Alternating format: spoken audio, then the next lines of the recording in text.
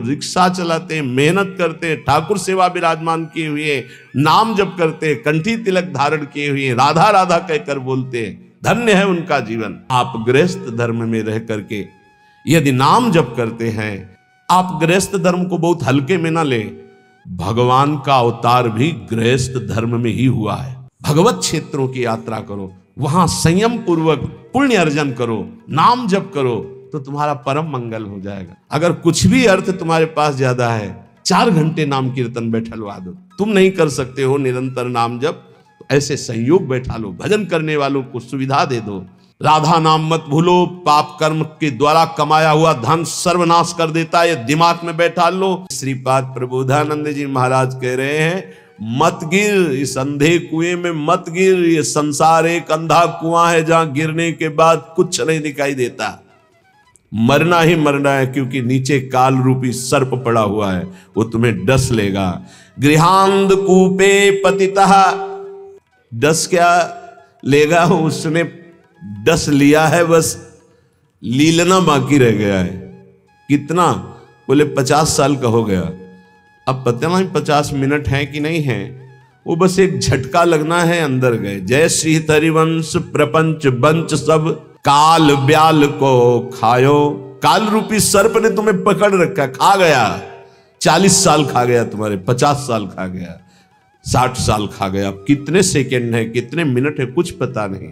जल्दी करो, श्याम श्यामा पद कमल संग सिर नायो, किसी भगवत प्रेमी महात्मा के आज्ञा के अनुसार चल दे। ये संसार एक बहुत गहरा अंधकार में कुआं है। दूसरे रूप में देवर्षि नारद जी प्रचेता गणों से कहते हैं कि तुमने एक छिद्र देखा है, जिस छिद्र में प्रवेश होने के बाद आज तक कोई लौटा नहीं, उसी छिद्र में सारा संसार जा रहा है। माया अंधकार, इसमें जब से सृष्टि हुई तब से आज तक हम नहीं लौट पाए, अपने स्वरूप में नहीं आ पाए, अपने प्रभु के पास नहीं आ पाए। ये तो असीम कृपा प्रभु की हमें सत्संग मिल रहा है, नहीं हमें होश ही नहीं रहे कि मुझे करना क्या है, क्या कर रहा हूं, क्या नहीं करना चाहिए, क्या करके मुझे अपने स्वरूप की प्राप्ति होगी, कहां जाना है, मैं कौन हूं, कौन मेरा है, कोई मतलब नहीं, बस बढ़ा चला जा रहा है इस अंधकार में, छिद्र में। प्रचेता गणों को वैराग्य होता है देवर्षि नारद जी के उपदेश से। अगर साधु संग ना मिले तो कोई संसार रूपी अंधे कुएं से निकलना ही नहीं चाहता, अच्छा लगता है। गृहांध कूपे, ये गृहस्थी बहुत सुंदर साधन है भगवत प्राप्ति का, बहुत सुंदर साधन है। यदि सुलझ करके संत संग करते हुए संतों के द्वारा बताई रहनी से रहा जाए तो घर में ही भगवत प्राप्ति हो जाए, गृहस्थ धर्म में। पर बहुत कठिन है। गृह कारज नाना जंजाला, तेति दुर्गम शैल विशाला। कलह, अशांति, तृष्णा, वासना, कामना, नाना प्रकार की समस्याएं, नाना प्रकार की चिंताएं, नाना प्रकार की आवश्यकताएं इतनी माया फेंक देती है कि घर गृहस्थी में उलझा हुआ व्यक्ति ये सोच ही नहीं पाता कि मेरा जन्म किस लिए हुआ है। सच्ची कहते हैं आपसे, कभी हमने सुना ही नहीं कि भगवत प्राप्ति करनी है या भगवत प्राप्ति क्या है, कोई चर्चा नहीं सुनी हमने। बस वही जहां 4 लोग बैठेंगे, यार तुम तो बड़े भाग्यशाली भय, अपने लड़का का ब्याह कर लिया, अब कोई मिले तो यार हमारे भी लड़का करवा दे। यही प्रपंच की बात है, यही प्रपंच। हमने तो गाड़ी खरीद ली, हमने मकान बना लिया, हमने बस यही उपलब्धियां, यही जीवन का लाभ। कोई भजन, कोई भगवत प्राप्ति या कोई आवागमन से मुक्ति की बात कहीं आपको नहीं मिलेगी। अगर मिलेगी तो भगवत प्रेमी महात्माओं के संग से मिलेगी। ये हमने देखा है, खूब अच्छे से देखा है। सर्दी का समय है, आग जला ली, 10 लोग बैठ गए, 4 घंटे वही प्रपंच, एक बार रामकृष्ण हरि, एक बार भी नहीं। किसी के हृदय में भजन की कोई वृत्ति ही नहीं। गृहस्थी में हमने देखा। ये तो बड़े अहोभाग्य हैं जो अपने घर परिवार के सब कार्यों को सुव्यवस्थित करते हुए भगवत आराधना, भगवत प्रार्थना, भगवत सेवा, भगवान नाम जप, अरे हम इनको बहुत धन्यवाद देते हैं। दिन भर रिक्शा चलाते हैं, वृंदावन वास करते हैं, श्री जी की सेवा पधराए हुए हैं। कैसे बताएं, कितने सौभाग्य इनके हैं। मरा जा रहा है प्राणी, केवल रुपया पैसा भोग सामग्रियों, मर गया फिर न जाने कितनी नीच योनियों में जन्म होता है। ये गृह कारज नाना जंजाला, तेति दुर्गम शैल विशाला। बहुत बड़ा पहाड़ है गृहस्थी का, जिसको पार करके भजन करना। गृहस्थी अगर थोड़ा भजन करके धर्म से चले तो उतने से ही भगवान प्रसन्न हो जाएंगे, क्योंकि बहुत कार्य उसके पास है। आप उन समस्याओं को नहीं समझ सकते हैं जो विरक्त भाव में हैं, क्योंकि अपने लोगों ने देखा ही नहीं उस विषय को, बचपन से निकल पड़े। लेकिन थोड़ा अनुमान लगा सकते हैं। जब हम पढ़ते हैं तो जब हमारी पढ़ाई की फीस, हमारे कपड़े, हमारे परिवार के लिए सब आवश्यक सामग्रियां, और वो एक आदमी कमाने वाला, वो भी एक किसान, उसके चेहरे की हालत देखो जब उससे कहा जाता है कि हमारी फीस महीने की दीजिए। हाँ हाँ देखो देंगे। एक किसान आदमी अगर 4 टमाटर खरीदने जाएगा तो गेहूं बेच के उसकी सिंचाई कितना कितना कितना का। एक आदमी नौकरी करता है, उसको एक सीमित अर्थ मिलता है, उससे पूरे परिवार का। वो भजन, भगवत प्राप्ति, मोक्ष प्राप्ति, अरे भूल जाओ, कहीं कोई चर्चा नहीं। हमने देखा है कोई चर्चा नहीं। प्रथम वर्ण में जन्म हुआ है तो भाई थोड़ा तो सुबह सुनो, जल्दी तैयार, ओम जय जगदीश सर, जल्दी तैयार करो, कोई मतलब नहीं है। तन मन धन सब तेरा, सब चिंतन उधर चल रहा है। उसको अपने कार्य में जाना है, हल जोतला है, या अपनी ड्यूटी में जाना है, भगवत प्राप्ति चिंतन। गृहांध कूपे, बूढ़ा कि घर में जानते हो कैसे होती, छोटा लड़का ला बस उसको जुड़ाते रहो, माला नहीं लेके बैठे लो। गीता भागवत सुनने का स्वभाव है नहीं है। बहुत बहुत बहुत धन्यवाद है जिनको गृहस्थी में रह के भजन करते हैं। यही शब्द श्री भगवान के हैं। देवर्षि नारद जी ने कहा, प्रभु धन्यवाद गृहस्थी को।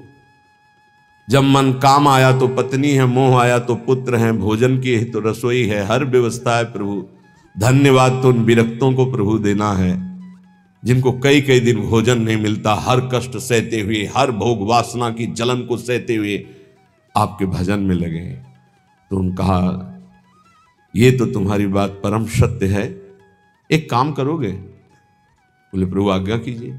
एक स्वर्ण के कटोरे में पूरा घी एकदम लेवल से, और कहा एक परिक्रमा लगाओ वैकुंठ की, एक भी बूंद घी नहीं गिरेगा, अगर गिरा तो सुदर्शन चक्र है पीछे। तो प्रभु ये किस समस्या में फंसा दिया। बोले नहीं, करके आओ बड़ी सावधानी से, एक भी बूंद नहीं गिरना चाहिए। पूरा का पूरा चिंतन में एक बूंद गिरा तो पीछे साए मचे हुए सुदर्शन चक्र जी की परिक्रमा पूरी करके आए। बोले प्रभु एक भी बूंद नहीं गिरा। बोले वो तो गिरा होता तो सुदर्शन चक्र जी आपको दंड दे देते, तो गिरा ही नहीं है। बोले प्रभु ये लीला क्यों कराए? बोले कितनी बार नारायण बोले? बोले नारायण बोले लेकिन सुदर्शन चक्र पीछे एक बूंद घी न गिरे, आप नारायण की बात कह रहे हो? बोले हाँ, गृहस्थी में ऐसे लाखों कार्य हैं, तुम्हें एक कार्य दिया सावधानी से करने का तो तुम भूल गए। गृहस्थी में लाखों कार्य हैं, अगर उन लाखों कार्यों को करते हुए वो मेरा स्मरण करता है तो धन्य है उसका जीवन। सच्ची मानना, बड़े बड़े परमहंसों के माता पिता गृहस्थ ही हुए हैं। बड़े बड़े परमहंसों का उदर पोषण गृहस्थों से ही होता है। बड़े बड़े परमहंसों के शरीर का वस्त्र गृहस्थों से ही मिलता है। आप गृहस्थ धर्म में रह करके यदि नाम जप करते हैं, अतिथि सेवा, साधु सेवा करते हैं, तो सच्ची मानिए वो आपको निश्चित भगवत प्राप्ति कराएगा, निश्चित। एक तपस्वी आजीवन कठोर तपस्या जितेंद्रियता से जिस पद को प्राप्त करता है, गृहस्थी केवल पापाचरण न करे तो उसी से उसे भगवत प्राप्ति होती है। बड़े अकिंचन संत, खेत में सरसों की खेती पक गई थी, उससे अमनिया की जा रही थी। किसान आदमी के कुछ भोजन फिक्स होते हैं। जब चना और सरसों की खेती होती है तो सिर्फ उसी की सब्जी होती है और परेठा या रोटी। जब आलू की खेती होती है तो आलू की होती है। जब बाजरा ज्वार की खेती तो वही, उस बाजार से खरीद कर खाने वाली समस्या बहुत बड़ी होती है जो खेत में होती है। जो सदगृहस्थ होते हैं उनका कर्तव्य होता है एक बार वो खड़े होकर के पहले अतिथि का निरीक्षण करें भोजन पाने के पहले। दरवाजे में अगर घर में पा रहे तो दरवाजे के बाद उसी धर्म का पालन करते पिताश्री से खड़े होकर देखते थे। खेत में जब काम, तो एक मार्ग था, उसमें एक संत जा रहे थे, विरक्त बुलाया, कहा स्वामी दंडी सन्यासी तो कहीं विचरण कर, कुआं था नजदीक, बैठ कर पाए वैसे हाथ में लेकर के बस में, आहा बड़ा सात्विक, बड़ा पवित्र से, और कहा मुझे ऐसा लग रहा है कि आपके यहाँ भजन होता है। तो उनका क्या भजन होता है, किसान आदमी ऐसे, नहीं, तुम्हारे यहां भगवान की असीम कृपा है, इसका तुम्हें खुद परिचय प्राप्त होगा। गृहस्थी में थोड़ा सा भी धर्म महान उन्नति का कार्य कर सकता है। बस ये ध्यान रखे, इतना बुलावा है कि भजन नाम की कोई वृत्ति नहीं मिलती। कोई अगर भजन कर पा रहा है तो संतों की कृपा से, सच्ची मानिए, संतों की कृपा का एक अमोघ फल हम देखते थे। कभी का नहीं पड़ा था इस शरीर के जनक ने, कभी का नहीं पड़ा था। उनके गुरु पूज्य श्री स्वामी शारदा आश्रम सरस्वती जी महाराज आते थे, तो उनका बिना पढ़े लिखे पशु होता है न रामायण, न गीता, न भागवत, न नाम जप, क्या कम से कम अक्षर का ज्ञान करके कुछ तो धर्म शास्त्रों का स्वाध्याय करना चाहिए। ये बात बैठ गई। तो मास्टर से प्रार्थना की, किसान होते कि हमको ककारा और मात्राएं सिखा दो, तो रामायण और गीता पढ़ना सीख गए। हल जोतने जाते तो गीता, रामायण, गुरु की पादुका, गंगाजल, ये पादुका का ऐसा चरणामृत उतारते और रामायण और गीता जी करते। बचाए दिन के 12 बज गए हो, 4 बजे से फिर ये करने के बाद जब प्रसाद, तो भगवान नाम कीर्तन, और खड़े होकर आसपास देखकर, थोड़ा सा धर्म भी महान भगवत प्राप्ति का हेतु कर देगा।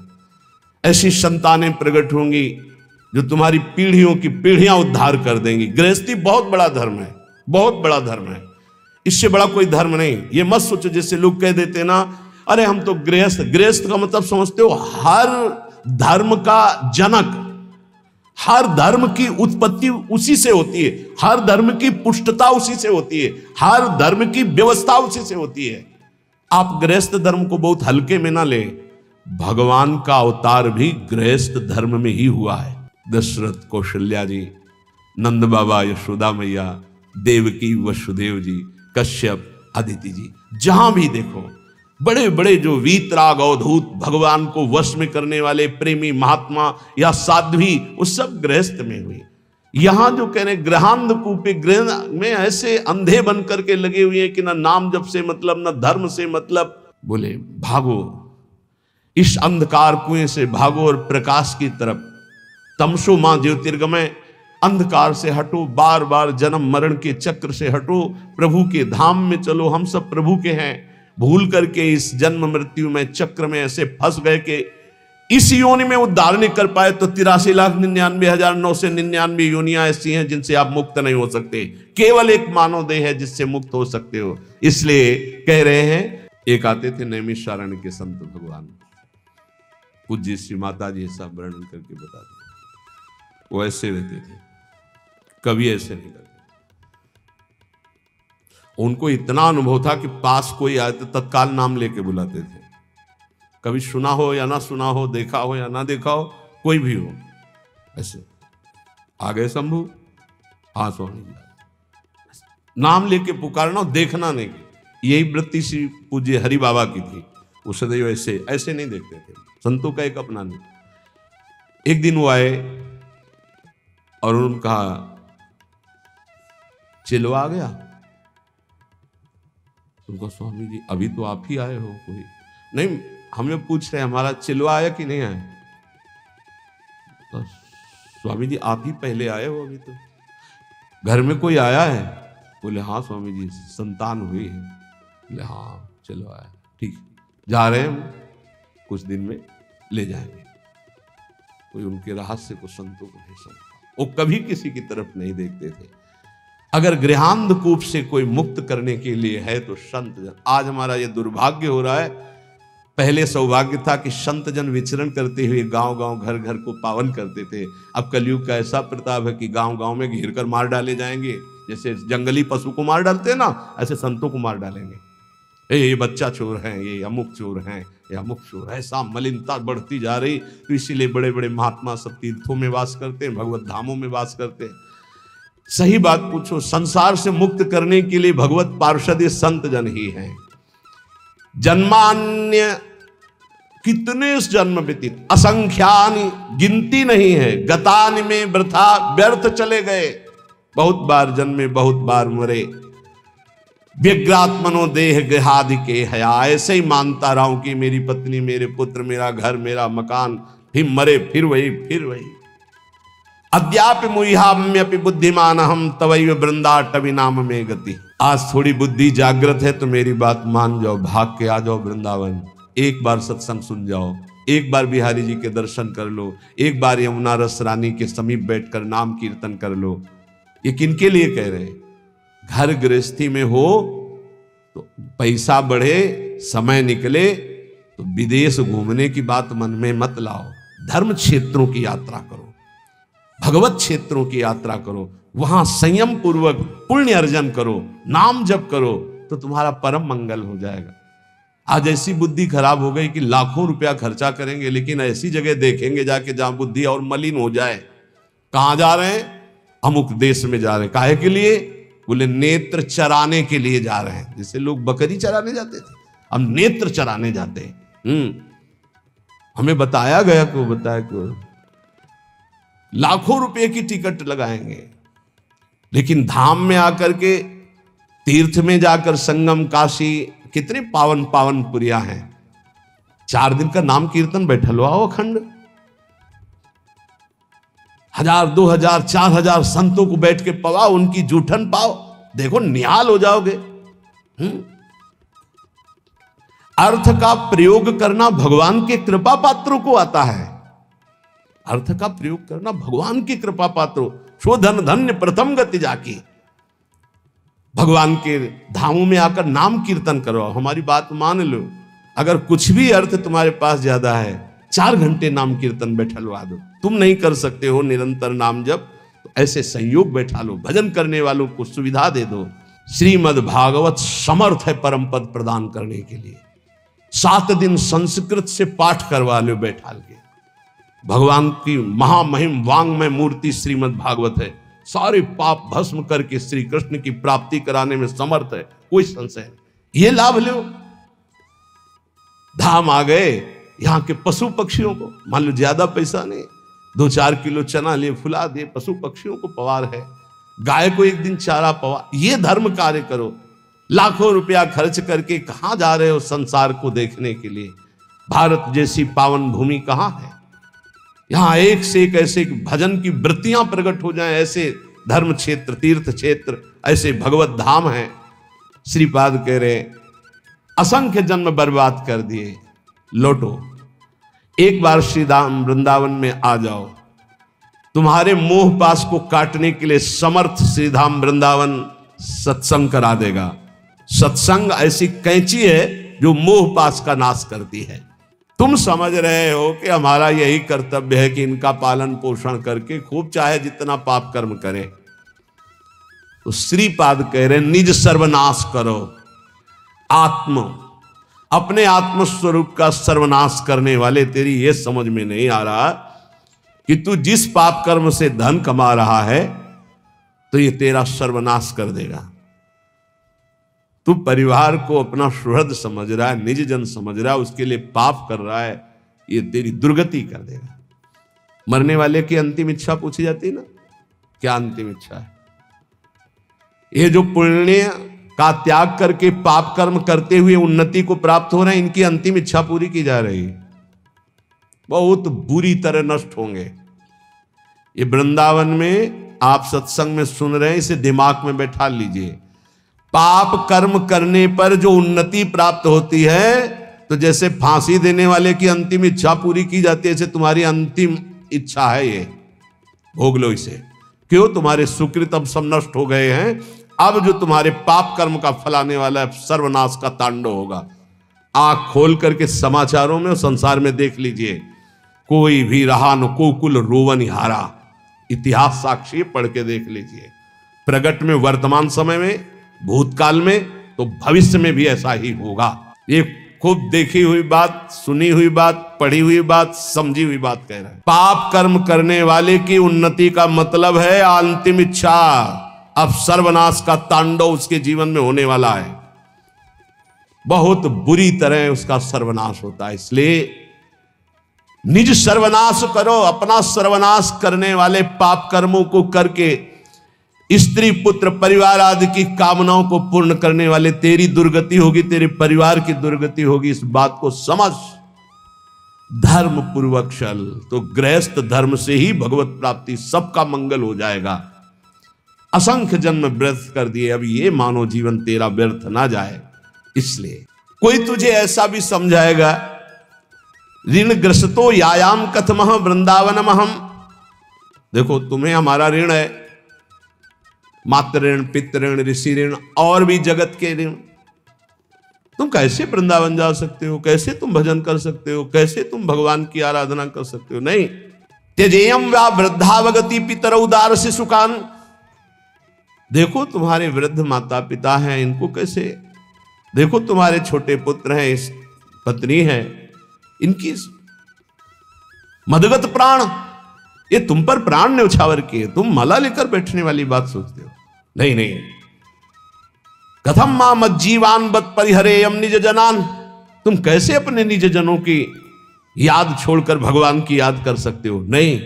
ऐसे फांसता है मोह जाल संसार का। संताशिश्लाघ्यो भूतेत्य फल कलनो मुह्यति कुधी, ए दुर्बुद्धि इसमें मत फंस।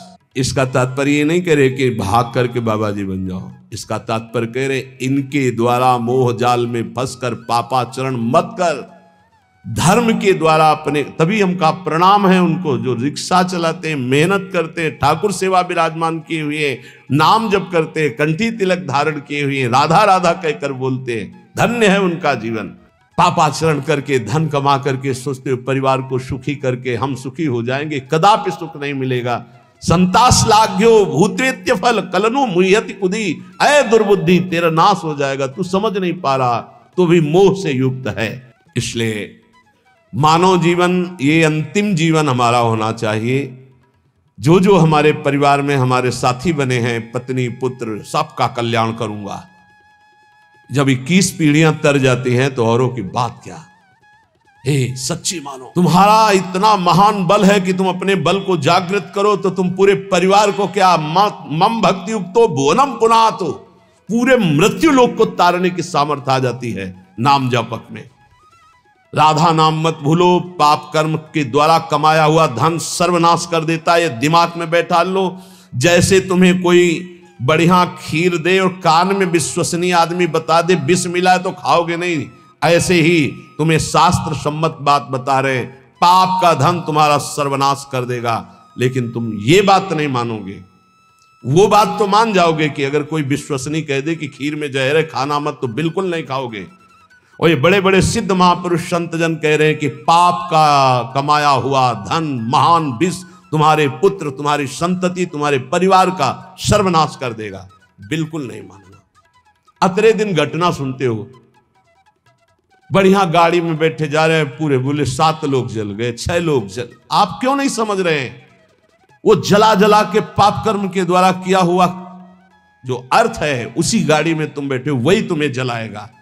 उस समय दयावसन कहते बहुत बड़ी गलत घटना हुई, लेकिन अगर उसके कर्म को पूर्व में देखोगे और फिर आपको तो ये लगेगा यही होना चाहिए था।